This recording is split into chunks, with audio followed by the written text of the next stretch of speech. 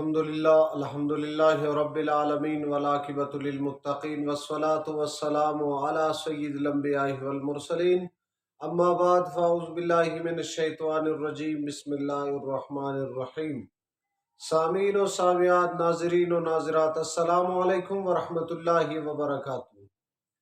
اگر کوئی شخص آپ سے نیکی کر لے یا آپ اس سے نیکی کر لے تو اس کے بدلے آپ جزاکم اللہ خیرہ اسے کہہ دے، یا کوئی دوسرے آپ کو جزاکم اللہ خیرہ کہہ دے تو اس طرح ٹھیک اور بہتر ہے۔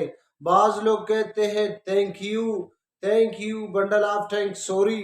بعض لوگ یہی الفاظ استعمال کرتے ہیں، پتہ نہیں انگلش میں کون سی الفاظ استعمال کرتے ہیں۔ بہتر طریقہ یہ ہے جزاکم اللہ خیرہ۔ حضور علیہ السلام نے فرمایا کوئی شخص آپ سے نیکی کر لے یا آپ اس سے نیکی کر لے تو جزاکم اللہ خیرہ اسے کہہ دے۔ اس کے الفاظ اور اس کی مطلب بھی دیکھ لینا، جزاکم اللہ خیرہ۔